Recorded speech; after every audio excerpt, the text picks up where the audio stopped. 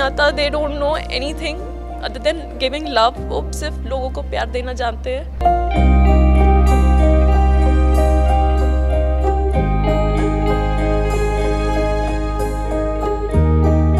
मेरा नाम मनिका है। त्विषा को मैं पिछले 12-14 साल से जानती हूँ और मेरे लिए वो मेरी बहन जैसी थी।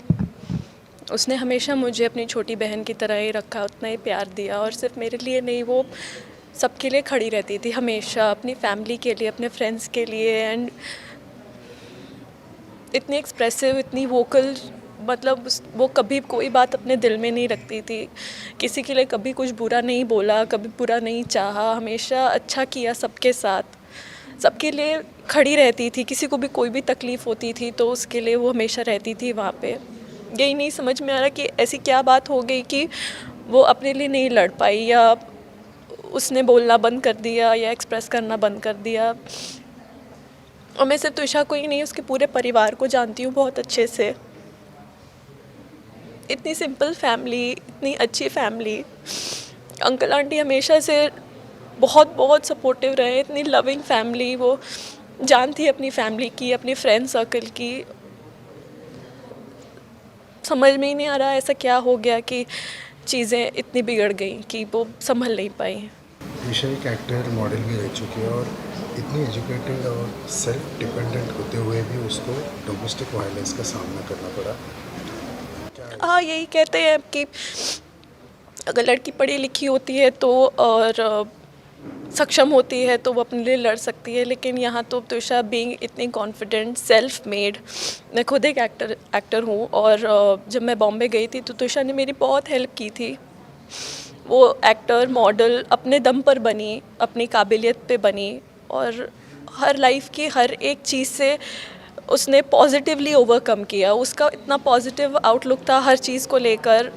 उसने मुझे बहुत मोटिवेट किया, मेरा बहुत साथ दिया। आज जब मैं बॉम्बे में नई थी, उसने मुझे बताया कि कैसे ट्रैवल करना होता है और बॉम्बे की जितनी फास्ट लाइफ है उसमें उसने मेरी हेल्प की कोप करने की। सिर्फ मेरी ही नहीं, मेरी बहन की भी। मेरी सिस्टर उसके साथ बहुत टाइम के साथ रही है और उसने कभी किसी से कुछ नहीं मांगा, हमेशा सिर्फ दिया और दिया है, बहुत हेल्प किया है सबकी।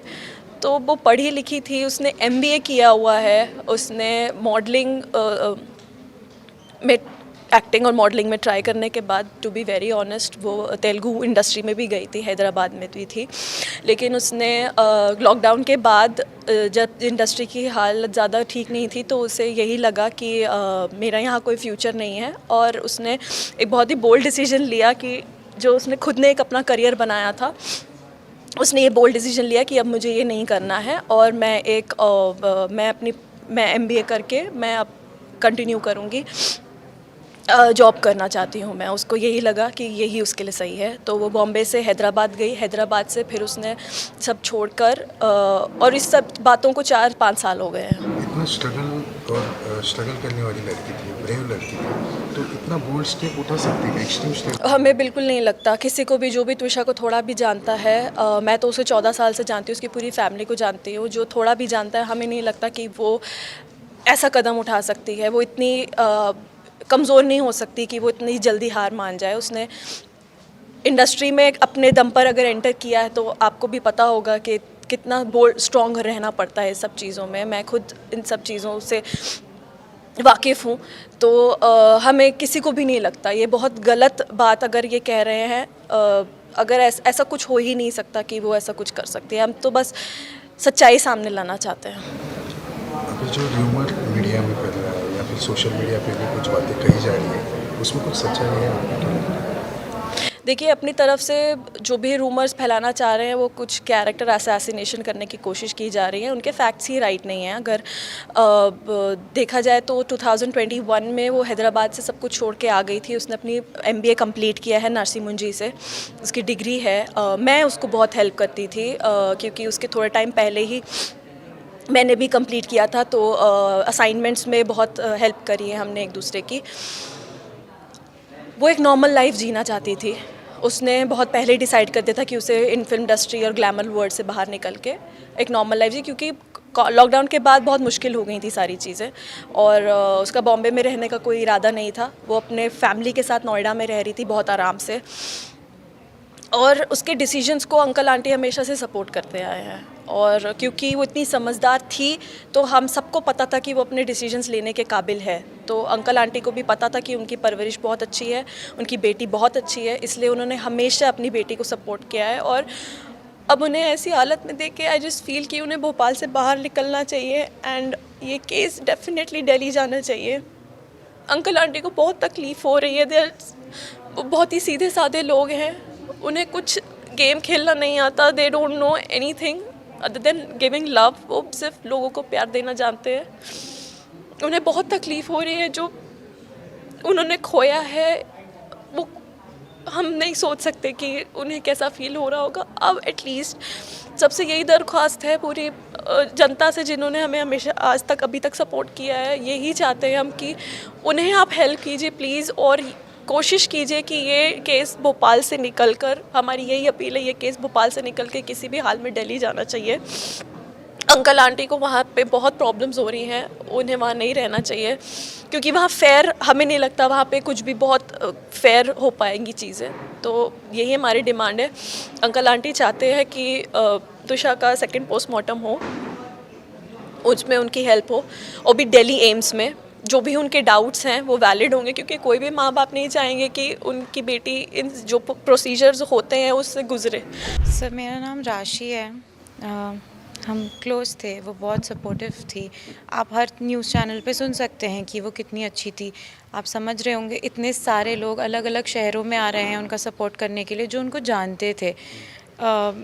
हम और कुछ नहीं चाह रहे हैं, हम बस 3 पॉइंट्स चाहते हैं जिस पे हम सब अटल हैं। हमें इंसाफ चाहिए है, तो हम चाहते हैं कि सेकंड पोस्टमार्टम हो। हम चाहते हैं कि सब, अगर कोई प्रॉब्लम नहीं है तो सेकंड पोस्टमार्टम में प्रॉब्लम क्यों आ रही है, हमें क्यों फेस करनी पड़ रही थी प्रॉब्लम एक सेकंड पोस्टमार्टम कराने में। हम चाहते हैं कि सेकंड पोस्टमार्टम के लिए हमें इजाज़त मिले ताकि हम करा पाएँ। हम नहीं चाह रहे हैं कि डिले हो या कोई एविडेंसेस चले जाए, इसीलिए हमें सेकंड पोस्टमार्टम ऑन प्रायोरिटी चाहिए। हम चाहते हैं सब अपनी आवाज़ उठाए सेकंड पोस्टमार्टम के लिए। हम चाहते हैं कि अदर देन सेकंड पोस्टमार्टम ये केस दिल्ली सुप्रीम कोर्ट में ट्रांसफ़र हो जाए, ताकि हमें जस्टिस मिले। ऑन इमरजेंसी एक केस हम ट्रांसफ़र कर सकते हैं सुप्रीम कोर्ट में, तो हम चाह रहे हैं कि ये केस सुप्रीम कोर्ट में ट्रांसफ़र हो जाए, दिल्ली सुप्रीम कोर्ट। और तीसरी चीज़ हम चाहते हैं कि SIT should be monitored by the supreme court, because we want the justice to come out, and if it is monitored by Supreme Court, no tampering can be done, which we are scared of.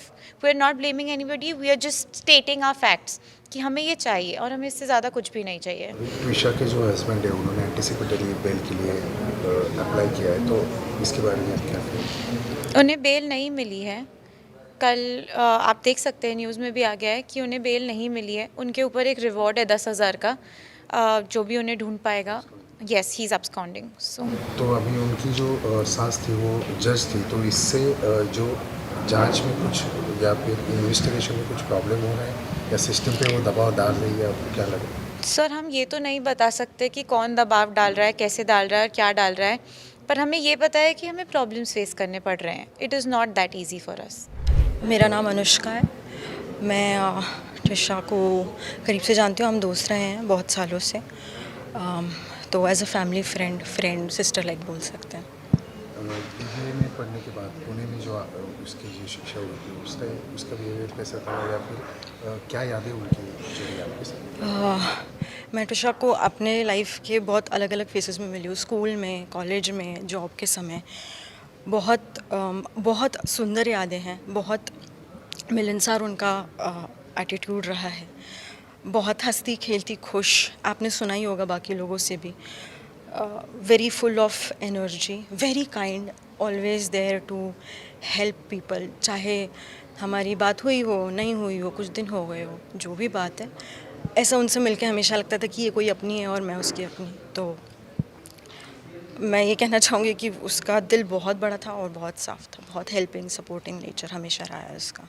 तो घर में जो शादी के बाद जो उनको तकलीफ थी, कभी उन्होंने शेयर किया आपके साथ? नहीं, खैर हमारी तो इतनी इस बारे में कोई बात नहीं हुई, बट जो मैं पढ़ रही हूँ चैट्स के द्वारा या जो मैं सुन रही हूँ फैमिली के द्वारा, उससे साफ पता चल रहा है कि वो बहुत परेशानी में थी। अभी फैमिली उनकी डिमांड कर रही है कि जो भी कुछ आगे जांच है, सेकंड पोस्टमार्टम या SIT हो, तो इसके बारे में आप फैमिली के साथ है? बिल्कुल, बिल्कुल। हम सब जानना चाहते हैं कि ऐसी क्या बात हो गई इतने 5 महीने की शादी में जो ये हमें देखना पड़ रहा है, इतनी अनफॉर्चुनेट सिचुएशन हमें देखनी है। तो हम बस ये चाहते हैं, हमारी बस इतनी ही मांग है कि बिल्कुल सही तरीके से जांच की जाए, without any bias, with proper logic, with proper procedure, जो हमारा लॉ कहता है उसके तहत पूरी कार्रवाई की जाए। बस यही हमारी प्रैक्टिकल मांग है, और शायद किसी भी सिचुएशन में यही मांग होती। बस हम चाहते हैं कि और देरी ना हो, और जो हम पहले भी कह चुके हैं कि SIT करी जाए और सुप्रीम कोर्ट द्वारा मॉनिटर की जाए कि ये